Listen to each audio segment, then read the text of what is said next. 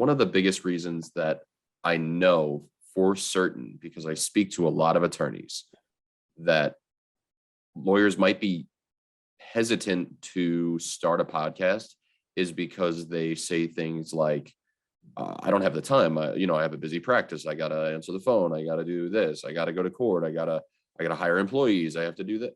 So what can your company sort of do to help eliminate some of those concerns? Like, what would you say to that about the time commitment required? And then I also want to know, because it's sort of about expectations, right? Because lawyers will say like, well, if I'm going to do this, I need to release X amount of episodes per week or per month. So what are some of your recommendations, right? How do you eliminate the concern about the time commitment, and how often, at the same time, how often should we be doing this? So the time commitment objection really informed our strategy. Having been a lawyer, I understood on day one that was going to be a problem because lawyers don't have enough time to do anything. And so I understood that was going to be a problem. And so our entire strategy, our entire product offering has been evolving around that objection. And that's where we kind of landed on our tagline of, you do the talking, we do the rest. We really just want you to show up. And because if we give you homework, and we've discovered this, if we give you homework, the more we give you, the less likely you are to do anything. But if we give you any homework, we're running the risk of you not doing it. And so we've really tried to get to a point where we're not giving any homework. The homework is show up and talk. Because they show up, they sit down, they're on a platform that is very intuitive. There's a producer on the line that talks them through exactly what to do. Hey, here's how you select your microphone. Do this. We hit record. They have a conversation, which they are very well equipped for. They're talking about information that they understand deeply, that they could talk about in their sleep. They could be chased by a bear and they could give a soliloquy. And so that's what we ask them to do. Sit down and talk. And then from there, we take it and we're going to do a full edit on the video that we capture from their webcams. We're going to do a full edit on the audio. We're going to make it sound really good, audio engineered if we need to, if there's background noise on the guest track or on the host track. Then we have professional intros and outros that we script, soundtracks we use only professional voice actors for. I mean, these things are amazing. And we mix that in.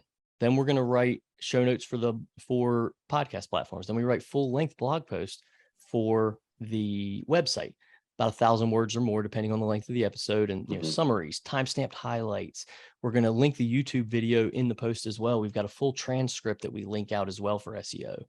And then we do that full video edit. We do video intros and outros, and we post those to YouTube for them. We post all of that to the client's website. We also distribute it on the RSS feed. So it's going to Apple Podcasts, Google Podcasts, Spotify, anywhere people listen, your show is going to exist.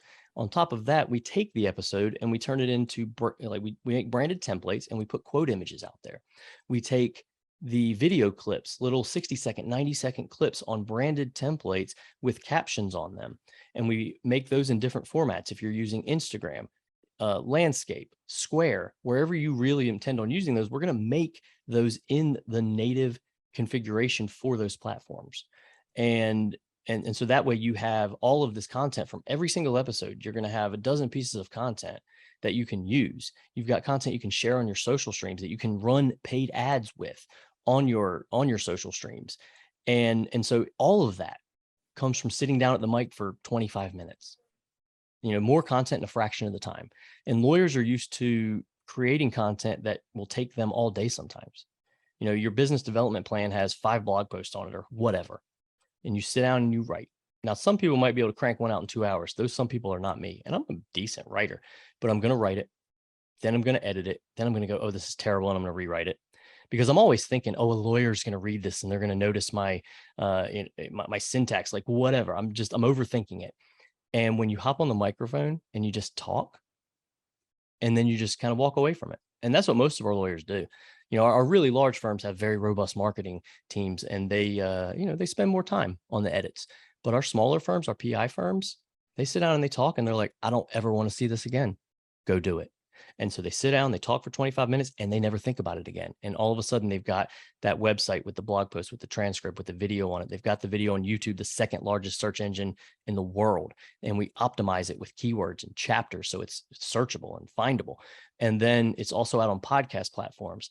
And so all of that stuff just happens after they hang up and they don't have to think about it.